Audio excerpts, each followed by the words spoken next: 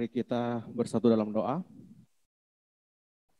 Tuhan, kami mengucap syukur buat kebaikan-Mu dalam kehidupan kami, sehingga pada saat sore hari ini kami masih diberikan kesempatan untuk berada di tempat ini, untuk memuji dan memuliakan nama-Mu ya Tuhan. Pada saat ini Tuhan, kami mau mendengarkan sebagian dari firman-Mu. Berkati kami yang mau mendengar, dan juga berkati juga hamba-Mu yang akan menyampaikan, biar apa yang Tuhan sampaikan bagi kami itu dapat menjadi berkat, menjadi rema bagi kehidupan kami. Terima kasih Tuhan, kami siap untuk mendengarkan firman Tuhan dalam nama Tuhan Yesus. Haleluya. Amin. Silakan duduk Bapak Ibu Saudara semua.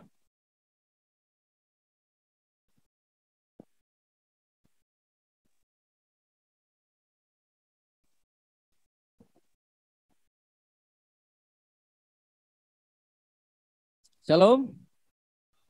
Sekali lagi, shalom. Selamat sore Bapak Ibu Saudara semua, apa kabar? Ya, puji nama Tuhan, senang bisa berjumpa dengan Bapak Ibu Saudara semua. Pertama-tama saya mengucapkan terima kasih atas kesempatan yang diberikan bagi saya untuk dapat menyampaikan firman Tuhan di ibadah kapel sore hari ini. Ya, sore hari ini saya rindu membawa kita untuk belajar dari satu kebenaran firman Tuhan dengan satu tema, yaitu tentang bertumbuh kuat di dalam Kristus. Bertumbuh kuat di dalam Kristus. Mari kita membaca dalam Kolose, pasal yang kedua, ayat yang ke-6 sampai yang ke-7. Kolose 2, ayat yang ke-6 sampai yang ke-7. Jika Bapak Ibu Saudara sudah mendapatkan, saya akan membacakan bagian firman Tuhan ini. Bapak Ibu Saudara semua memperhatikan atau menyimak dari Alkitab atau gadgetnya masing-masing. Kolose 2 ayat 6 sampai yang ke-7. Kamu telah menerima Kristus Yesus Tuhan kita, karena itu hendaklah hidupmu tetap di dalam Dia. Hendaklah kamu berakar di dalam Dia dan dibangun di atas Dia. Hendaklah kamu bertambah teguh dalam iman yang telah diajarkan kepadamu. Dan hendaklah hatimu melimpah dengan syukur. Sekali lagi saya baca. Kolose 2 ayat 6 sampai yang ke-7. Kamu telah menerima Kristus Yesus Tuhan kita. Karena itu, hendaklah hidupmu tetap di dalam Dia. Hendaklah kamu berakar di dalam Dia dan dibangun di atas Dia. Hendaklah kamu bertambah teguh dalam iman yang telah diajarkan kepadamu. Dan hendaklah hatimu melimpah dengan syukur. Puji Tuhan atas pembacaan firman Tuhan ini. Orang-orang yang disebut berbahagia adalah orang-orang yang selalu rindu untuk membaca, merenungkan, mempelajari, serta melakukan firman Tuhan itu dalam kehidupannya sehari-hari. Amin. Ya, saya yakin Bapak, Ibu, Saudara semua sudah sangat mengetahui bagaimana suatu proses pertumbuhan itu terjadi. Karena saya tahu saudara semua banyak yang berasal dari daerah atau dari kampung yang mungkin secara langsung terlibat aktif di dalam proses menanam sebuah tumbuhan. Entah itu sayuran, entah itu padi, dan lain sebagainya. Dan ya paling tidak kita menonton di YouTube atau televisi bagaimana sebuah proses menanam sebuah tumbuhan. Dan kita tahu bagaimana proses itu terjadi. Dari kita mengolah lahan di mana kita harus menanam, bagaimana kita menggemburkan tempat itu, bagaimana kita harus membakar semua ilalang, dan menanam benih yang akan kita tanam, supaya nanti hasilnya bisa kita panen. Tentunya semua kita sudah tahu tentang ini semua. Saya tidak perlu berpanjang lebar karena saya yakin Bapak Ibu Saudara sudah sangat mengerti, mungkin ada yang lebih mengerti daripada saya. Kalau saya memang orang petani. Ayah saya memang gembala, tetapi kami aktif selalu setiap tahun buat ladang. Jadi saya tahu bagaimana rasanya buat ladang. Kalau saya pulang libur, kebetulan saya ada di sana, saya akan membantu orang tua saya untuk buat ladang. Saya tahu bagaimana harus memilih pupuk yang cocok, bagaimana harus memilih tanah yang gembur, apakah kita harus memilih dia di daratan atau di pinggir sungai. Semua petani pasti tahu tentang itu. Ya, hari ini saya akan berbicara tentang bertumbuh. Kalau kita berbicara tentang bertumbuh, pasti itu berkaitan erat dengan sesuatu yang bersifat aktif, sesuatu yang bergerak dari lemah ke kuat, dari pendek ke panjang, dari kecil menjadi besar, dan lain sebagainya. Itu bertumbuh. Kristus, dalam iman percaya kita kepada Kristus, hal ini juga terjadi. Kuat atau lemahnya iman kita kepada Tuhan itu tergantung bagaimana kita menerima firman Tuhan itu, meresponi firman Tuhan itu. Paling tidak ada dua hal yang menentukan seberapa kuat atau lemahnya iman kita kepada Kristus. Yang pertama, yang menentukan yang pertama adalah seberapa bersediakah kita untuk menerima proses iman yang ada. Seberapa bersediakah kita untuk menerima tempaan iman yang ada. Yang kedua, di mana kita menerima atau menyimpan firman Tuhan yang kita dengarkan itu. Apakah kita menyimpan firman Tuhan yang kita dengarkan itu di tanah hati kita yang digambarkan di pinggir jalan? Tanah hati yang digambarkan di pinggir jalan adalah orang-orang yang mendengarkan firman Tuhan, orang-orang yang menerima firman Tuhan, tetapi dia memberi porsi firman Tuhan dalam hatinya sedikit. Ketika ada permasalahan hidup, ketika ada godaan-godaan hidup, ada hal-hal yang membuat dia terpesona akan duniawi, dia gampang sekali untuk melepaskan imannya. Karena dia memberikan porsi yang sedikit untuk firman Tuhan ada dalam kehidupannya. Atau apakah saudara, ketika saudara mendengarkan firman Tuhan, apakah saudara menerima firman Tuhan itu dan saudara menyimpan dalam hati saudara yang digambarkan di tanah yang berbatu-batu? Orang yang digambarkan memiliki hati di tanah berbatu-batu adalah orang yang menerima firman Tuhan itu dengan sukacita. Dia semangat ketika disampaikan firman Tuhan, katakan amin. Haleluya. Tetapi firman Tuhan itu tidak berakar. Tidak berakar dalam kehidupannya. Ketika ada penganiayaan, ketika ada kesesakan, ketika ada ancaman, ketika ada permasalahan hidup, orang yang seperti ini adalah orang yang sangat gampang untuk melepaskan imannya kepada Tuhan. Atau apakah saudara adalah tipe yang ketiga, adalah orang yang ketika mendengarkan firman Tuhan, saudara menerima firman Tuhan itu dengan baik. Saudara, haleluya, haleluya, ketika pendeta katakan amin, saudara katakan amin. Yang tipe yang ketiga adalah orang yang digambarkan memiliki hati di tanah yang berduri, semak belukar. Orang yang memiliki hati yang digambarkan di tanah atau di tempat yang semak belukar atau semak berduri adalah orang yang menerima firman Tuhan itu dengan baik. Tetapi dia juga sama seperti mereka, ketika ada permasalahan hidup, dia gampang sekali khawatir. Orang seperti ini gampang sekali khawatir. Hanya kekhawatiran hidup yang memenuhi kehidupannya. Memang dia rajin ke gereja, memang dia rajin ikut kuliah, memang rajin untuk belajar teologi dan lain sebagainya. Tetapi ketika dia mendengarkan firman Tuhan itu, dia tidak menyimpan itu dengan baik dan benar dalam kehidupannya. Sehingga ketika ada permasalahan, ketika uang kurang, orang seperti ini gampang sekali digoda. Ketika dia diberi jabatan dengan satu janji bahwa kalau kamu menerima jabatan ini, kamu akan naik pangkat dan gajimu akan besar. Orang yang seperti ini akan lebih mudah untuk melepaskan imannya. Karena ada janji. Kalau dia terima jabatan itu, tapi syaratnya dia harus melepaskan Kristus. Dia harus masuk agama yang lain. Orang seperti ini ya gampang, apalagi kalau misalnya anak-anak muda yang punya pasangan atau punya kekasih yang beda agama. Yang beda agama. Ketika cewek atau cowoknya ini bilang, ayo masuk ke agama saya, nanti saya nikahin kamu. Apalagi yang sudah jomblo lama sekali. Yang begini nih yang gampang sekali. Kalau nanggung-nanggung, ketika menerima firman Tuhan dalam kehidupan saudara, ketika saudara nanggung-nanggung, tidak menghidupi firman Tuhan itu, dengan mudahnya si jomblo tadi untuk menerima orang itu, demi untuk dinikahkan.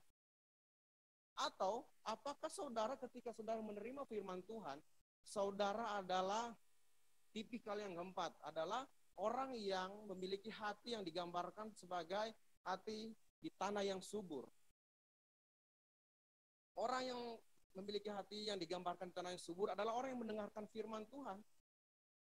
Tetapi bedanya dengan tipe 1, 2, dan 3 adalah dia mengerti firman Tuhan itu. Dia memahami firman Tuhan itu. Dia menyerap firman Tuhan itu. Dia menghidupi firman Tuhan itu. Dia menjadi berkat. Dia berdampak bahkan lebih besar. Hidupannya menjadi terang dan garam bagi dunia ini. Bagaimana yang saudara hari ini? Saudara masing-masing melihat diri sendiri, cross check. Apakah saya tipe 1, 2, 3, atau yang keempat? Kenapa saya bawa firman Tuhan bagi saudara seperti itu? Memang kita adalah orang-orang yang berkecimpung di dalam dunia teologi. Orang-orang yang ada di gereja, yang sehari-hari ada di gereja. Tapi tidak menutup kemungkinan kita juga lemah. Bukan hanya jemaat yang lemah. Kita juga yang lemah di antara kita. Perlu dikuatkan. Perlu menerima firman Tuhan itu.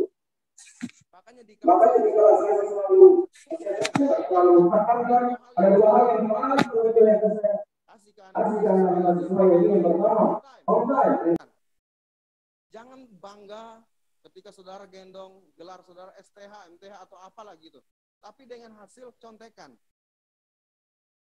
hasil plagiat dan lain sebagainya. Banggalah ketika saudara benar-benar mulai dari sini. Memang bukan berarti nilai itu tidak penting. Penting sekali. Tetapi lebih penting karakter saudara. Ketika saudara menghidupi firman, ketika saudara jujur dalam kuliah, dan saudara belajar benar-benar, itu yang lebih penting. Orang tidak akan tanya, berapa IP-mu? Kalau IP-mu tidak 4, kamu tidak akan pelayanan di sini. Tidak. Bukan begitu. Nilai bukan saya katakan bahwa tidak penting. Penting. Tetapi karakter saudara yang lebih penting.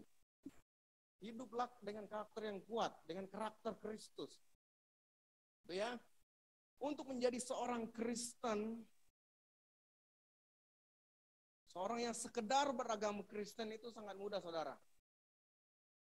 Cukup saudara rajin ke gereja. Cukup saudara setia melayani. Cukup saudara hafal lagu-lagu Natal. Hafal lagu-lagu rohani. Cukup saudara hafal beberapa kata-kata rohani seperti haleluya, hosana. Temu teman di pasar, halo bro, hosana.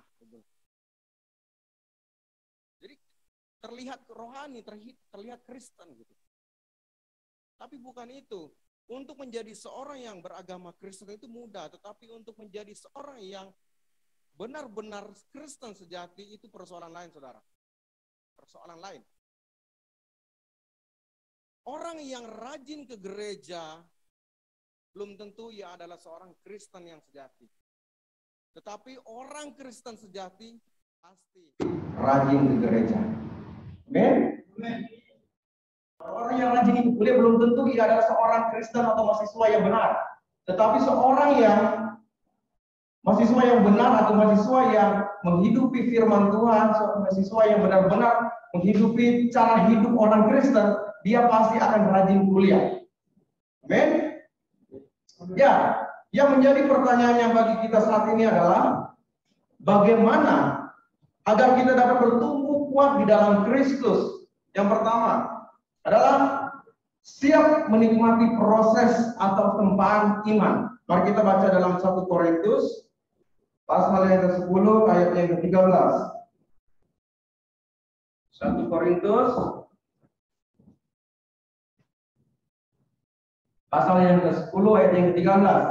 Saya akan bacakan bagian firman Tuhan ini. Saudara perhatikan dari Alkitab atau gadgetnya masing-masing. Pencobaan-pencobaan yang kamu alami ialah pencobaan-pencobaan biasa yang tidak melebihi kekuatan manusia. Sebab Allah setia dan karena itu Ia tidak akan membiarkan kamu dicobai melampaui kekuatanmu. Pada waktu kamu dicobai, Ia akan memberikan kepada kamu jalan keluar sehingga kamu dapat menanggungnya. Pada dasarnya manusia itu paling tidak suka yang namanya masalah. Kalau saya tanya Bapak Ibu Saudara tempat ini, kalau saya tanya, mau nggak kamu ada masalah? Pasti kita bilang tidak. Siapa yang mau punya masalah? Tetapi masalah dalam hidup ini kita tidak bisa hindari, saudara. Selama kita hidup, permasalahan itu akan selalu ada. Orang mati saja ada masalahnya kok. Kalau tidak ada uang untuk gali kubur, siapa yang mau kubur? Masalah itu akan selalu ada. Saya di kampung waktu saya masih kecil, kakek saya adalah seorang pembuat mandau atau yang biasa orang tahu parang dayak. Mandau. Saya selalu bantu kakek saya untuk memompa satu alat begitu untuk tiup bara api itu pakai pompa. Karena saya dibayar sama kakek saya, karena banyak pesanan. Karena kakek saya adalah salah satu orang yang jago dalam buat mandau. Jadi saya hari-hari bantu dia pulang sekolah, bantu dia untuk tiup bara api itu pakai pompa.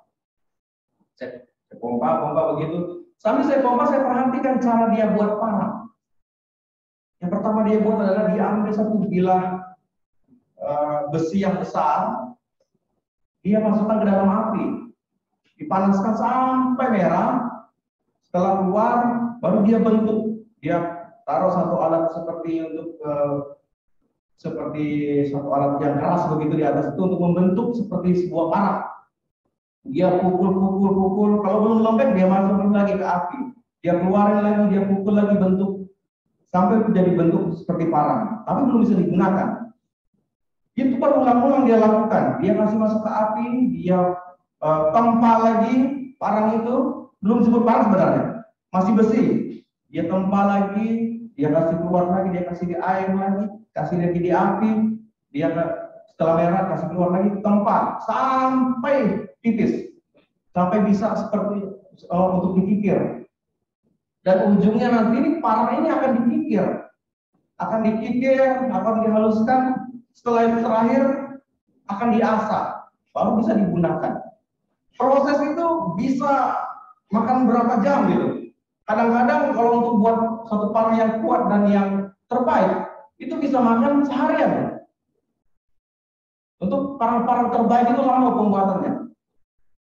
Saya tidak tahu teorinya dari mana, tapi mereka yang pembuat parang pasti tahu. Apa yang kita bisa pelajari dari cerita ini sekarang? Terkadang untuk menjadi seseorang yang karakternya kuat, seseorang yang tajam, kita harus ditempa, iman kita harus ditempa, kehidupan kita harus ditempa. Karena justru dengan adanya masalah, dengan tempaan yang ada, itu akan membuat seseorang akan lebih kuat, akan menjadi lebih karakternya kuat, akan menjadi seorang yang lebih tajam. Apa yang menempa saudara hari ini? Apakah permasalahan keluarga saudara? Apakah keuangan? Apakah sekolah? Apakah kuliah saudara? Apakah tugas-tugas? Dan lain sebagainya. Apa yang menempa saudara? Bersyukur. Bersyukur pada Tuhan. Bersyukur atas tempaan itu. Karena saudara dipersiapkan untuk menjadi seseorang yang lebih dewasa ke depan. Jadi seorang yang lebih tajam. Jadi seorang yang memiliki karakter yang kuat. Jangan pernah minta kepada Tuhan untuk Tuhan melenyapkan permasalahan itu. Jangan pernah minta Tuhan untuk melenyapkan permasalahan yang ada di hadapan saudara. Tetapi mintalah Tuhan untuk menguatkan saudara untuk melalui permasalahan saudara. Amin. Mintalah Tuhan untuk menguatkan saudara supaya saudara bisa melalui permasalahan saudara. Karena permasalahan itu penting. Kita sering berdoa begini. Tuhan, berikan saya kesabaran. Berikan saya kekuatan untuk menghadapi permasalahan ini. Berikan saya supaya saya jadi orang yang sabar sekali. Kita berdoa seperti itu, tapi ketika ada permasalahan menimpa hidup kita, kita sering mengeluh. Kita sering menyalahkan Tuhan akhirnya. Kita tidak siap menerima permasalahan. Saya bisa katakan seperti ini. Ketika kita berdoa minta Tuhan berikan kesabaran bagi kita, itu sama saja kayak kita minta permasalahan Tuhan kasih ke kita. Semakin kita mau sabar, semakin Tuhan kasih banyak permasalahan. Kenapa? Karena justru dengan banyak permasalahan itu kita makin dilatih. Dilatih untuk menjadi seseorang yang lebih bijaksana. Untuk menjadi seseorang yang lebih berpikir dewasa. Memiliki karakter yang kuat. Untuk menjadi seorang yang lebih tajam. Dengan permasalahan-permasalahan itu, bersyukurlah kepada Tuhan. Kalau orang yang memiliki hubungan yang intim dengan Tuhan, dia akan melihat permasalahan itu dengan sudut pandang yang berbeda. Kalau orang biasa yang tidak hidup dalam firman Tuhan, dia melihat permasalahan itu merupakan sebuah kutuk. Tetapi kalau orang yang sudah hidup intim dengan Tuhan, hidup bersama dengan Tuhan, dia akan melihat permasalahan-permasalahan hidup itu sebuah berkat, sebuah peluang. Lihat dari sudut pandang yang berbeda. Mungkin di tempat lingkungan saudara, di tetangga saudara, ada orang-orang yang ngeselin, atau di tempat kerja saudara, di sekolah atau di tempat kuliah saudara, ada orang-orang ngeselin. Bersyukurlah sama orang-orang yang ngeselin itu. Tuhan menempatkan mereka itu ada di sekitar saudara untuk melatih saudara menjadi lebih sabar lagi.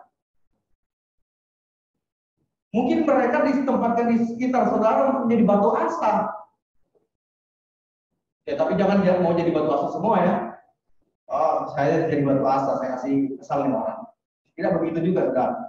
Kita saling mengasah. Bersyukurlah kalau ada orang yang jengkelin. Ya memang kadang-kadang kalau realita hidup kita kadang-kadang tidak bisa menerima. Tetapi itulah cara Tuhan. Kadang-kadang memberikan kepada kita satu permasalahan di depan kita supaya kita belajar dari itu. Ya. Ya, bagaimana cara kita menyikapi ketika ada masalah ada di depan kita? Yang pertama adalah kita harus serahkan kepada Tuhan. Mana lagi? Kalau ada masalah, kita curhat sama Tuhan. Ceritakan sama Tuhan. Share sama Tuhan. Yang kedua apa? Kita berusaha.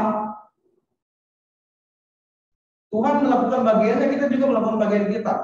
Kalau kita juga berserah, begitu tidak ada usaha untuk menyelesaikan permasalahan kita, sama saja. Terus yang kedua, bagaimana agar kita dapat bertumbuh kuat di dalam Kristus? Yang kedua adalah kita harus membaca dan merenungkan firman Tuhan dengan sungguh-sungguh. Dengan kita membaca atau merenungkan firman Tuhan, maka kita akan semakin mengenal Tuhan.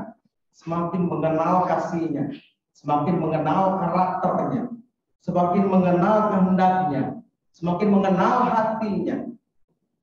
Kita tahu bahwa Tuhan itu Maha Kasih, Tuhan mengendalikan seluruh kehidupan kita. Kalau kita sungguh-sungguh membaca firman Tuhan. Bagaimana kita tahu tentang Tuhan kalau kita tidak membaca firman Tuhan? Tuhan berbicara kepada kita melalui firman-Nya. Memang terkadang anak-anak teologi, karena kita di sini seperti membaca firman Tuhan. Tapi kadang-kadang di dalam kehidupan nyata kita tidak membaca. Saya bersyukur di dalam kelas Perjanjian Lama 1 yang saya dan Pak Romi Ampuh, kami buat satu tantangan, challenge untuk membaca Alkitab. Dan kami saat ini sudah mau habis Kejadian, sudah mau menghabiskan Kejadian. Ya mungkin itu salah satunya untuk membaca firman Tuhan, tapi saya mau jangan hanya sekedar kita membuat satu rutinitas membaca, tetapi kita harus pahami apa yang kita baca. Kalau untuk membaca banyak orang bisa baca, tapi untuk memahami yang mau belajar, tidak semua orang mau belajar dari apa yang dia baca. Jadi kalau kita punya permasalahan dalam kehidupan kita, mungkin saja kita jarang waktu dengan Tuhan, jarang berdoa sama Tuhan, jarang share tentang pergumulan kita pada Tuhan, dan jarang ngobrol sama Tuhan. Cara kita ngobrol dengan Tuhan bagaimana? Tuhan ngobrol dengan kita dari firman-Nya. Kita mengobrol dengan Tuhan dengan doa kita, dengan puji-pujian kita. Karena kedewasaan orang atau kedewasaan seseorang itu akan membuat dia menjadi lebih bijaksana. Kalau seorang Kristen bijaksana atau dewasa dalam imannya kepada Kristus, dia akan melihat segala permasalahan itu dengan cara pandang yang berbeda. Seperti saya sudah ceritakan tadi, kalau seseorang yang benar, seorang hidup dengan firman Tuhan, ketika ada masalah dalam kehidupannya, dia akan mengatakan bahwa permasalahan itu adalah berkat. Tapi ketika orang yang tidak menghidupi firman, seseorang yang hanya melakukan rutinitasnya saja, ketika dia lihat permasalahan dalam hidup, dia akan mengatakan bahwa Tuhan jahat. Tuhan tidak mengasihi saya. Tuhan cuek sama saya. Udahlah, terserah. Harapannya adalah kita sebagai mahasiswa teologi, sebagai orang-orang yang berkecimpung di dalam dunia teologi ini, harus hidup benar di hadapan Tuhan melalui apa? Melalui hidup intim dengan Tuhan. Supaya ketika kita menyikapi sesuatu di hadapan kita, ada permasalahan, kita bersyukur atas semua itu. Bersyukurlah kalau ada tugas banyak. Bersyukurlah kalau saudara, ketika saya tahu di sini akan ada yang banyak yang akan ujian pada hari Senin sampai hari Rabu nanti. Pasti warna-warni dalam sebelum ujian itu, ya begitulah. Setiap tahun pasti akan ada seperti itu. Termasuk kami yang lalu-lalu itu. Jadi nikmati saja. Serahkan semua permasalahan saudara kepada Tuhan. Pasti ada jalan keluar. Jangan sampai ketika saudara ada permasalahan, saudara mengeluh, saudara menyalahkan Tuhan, menyalahkan kampus dan lain sebagainya, atau bersikap yang tidak enak. Gitu. Tetapi serahkan semua kehidupan saudara, permasalahan saudara, pendidikan saudara, keuangan saudara, serahkan kepada Tuhan. Ada jalan keluar. Kalau saya mau ceritakan tentang kehidupan saya waktu saya kuliah, saya tidak dibiayai. Saya bisa katakan saya tidak dibiayai oleh orang tua. Saya semester 3 itu udah mandiri sampai saya S2. Sampai S2. Puji Tuhan saya punya anugerah, saya dapat kesempatan dibantu oleh tempat ini, maksudnya kampus S3 untuk melanjutkan S2. Dan itu berkat Tuhan bagi saya. Kalau saya ceritakan banyak sekali kejadian-kejadian yang indah saya alami bersama dengan Tuhan. Tentang keuangan, tentang ketika saya mau melamar istri saya, ketika saya menikah, kalau saya ceritakan detailnya itu luar biasa sekali. Saya selalu beriman kepada Tuhan bahwa kalau Tuhan tolong saya dulu, masa sekarang tidak? Kalau Tuhan tolong saya sekarang, masa depan tidak? Itu yang saya selalu iman. Kalau dibilang mepet semua, kepepet semua, tapi mungkin Tuhan izinkan saya untuk mengalami hal seperti itu supaya saya belajar. Dan ketika saya melewati itu, saya bersyukur sama Tuhan. Lihat, wow, Tuhan buat ini ya. Tuhan buat ini, kerjakan ini bagi saya. Luar biasa.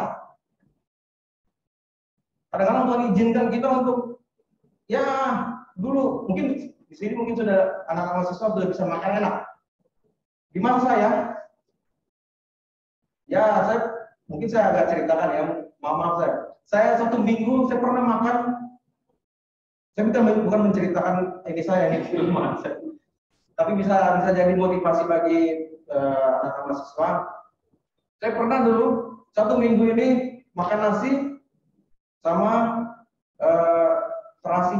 terasi garam. Itu 1 minggu.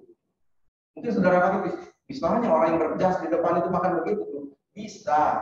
Saya sudah katakan tadi, saya tidak dibiayai orang tua untuk kuliah. Puji Tuhan, Tuhan punya jalan-jalannya sendiri bagi saya. Saya ke Makassar itu, mungkin saudara pikir dia mendaftar langsung lunas. Enggak, saya bayar 30%, yang seharusnya bayar 50%. Saya bayar 30%, tapi nyatanya saya lulus. Tuhan melakukan perkara yang ajaib bagi saya di sana. Banyak hal yang saya lihat. Malahan, saya bisa bantu orang tua saya. Ketika mereka datang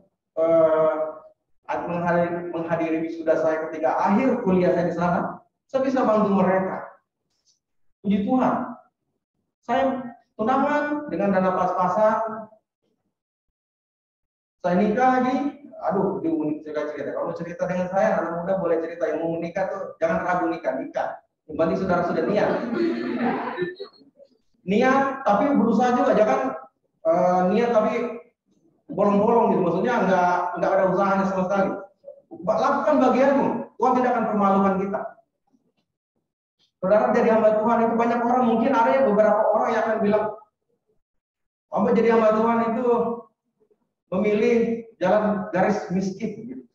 Ada. Tetapi saya pernah share dengan Pak Dr. Welly. Dia bilang, Dr. Welly bilang saya tidak percaya dengan hal seperti itu. Karena apa? Banyak anak-anak hamba Tuhan di mana-mana itu diberkati Tuhan, walaupun orang tuanya itu di desa yang tidak punya gaji, tapi anak-anaknya bisa kuliah tinggi. Tuhan memberkati dengan cara apa saja. Bukan karena uang baru akhirnya nanti anak-anak bisa kuliah, enggak. Ada jalan-jalan Tuhan. Saya sudah mengalami itu, makanya saya bisa share. Karena tema kita pada semester ini berhubungan dengan sharing life. Jadi saya mau share sedikit tentang kehidupan saya. Bagaimana bisa menjadi motivasi untuk mahasiswa yang sedang kuliah. Ketika saudara kekurangan cerita share sama teman-teman. Ada satu candaan teman saya yang sudah alumni dari sini. Dia bilang begini, mahasiswa juga dia bilang begini, bro, kalau kamu kekurangan uang, kamu tidak punya beras, nanti kamu ke kosku ya, nanti kita sama-sama nangis di sana. Itu candaan dia, maksudnya share lah sama temanmu. Kalau kamu punya uang, apa punya berkat, share juga. Jangan hanya pas kamu tidak punya uang, kamu pergi share. Saya tidak punya makan ini, saya makan, tidak makan. Pak Roni bilang tadi itu, share kekurangan kita. Enggak, ketika punya, bagi. Gitu. Kalau kita tidak punya, kasih tahu juga. Gitu. Jangan sampai saudara nanti pingsan gara-gara tidak makan. Gitu, ya. Tapi saya tahu di sini anak-anak mahasiswa semua diberkati Tuhan. Amin. Amin. Ya. Sebagai kesimpulan bagi kita saat ini adalah agar iman kita bertumbuh kuat dalam Kristus. Yang pertama, hendaknya kita siap untuk menikmati proses atau tempahan iman yang Tuhan izinkan terjadi dalam kehidupan kita. Yang kedua adalah hendaknya kita harus selalu setia membaca, merenungkan dan melakukan firman Tuhan itu dalam kehidupan kita sehari-hari. Amin. Mari kita berdoa. Tuhan, kami mengucap syukur buat kesempatan yang Tuhan berikan bagi kami untuk mendengarkan firman-Mu, dan biarlah apa yang sudah kami dengar daripada Tuhan sudah menjadi berkat dan rema bagi kehidupan kami untuk menjalani kehidupan kami sebagai orang-orang Kristen, dan jadikanlah kami sebagai anak-anak-Mu, sebagai hamba-Mu yang setia untuk melakukan kehendak-Mu dalam kehidupan kami. Terima kasih Tuhan, kami mengucap syukur di dalam nama Tuhan Yesus. Haleluya. Amin.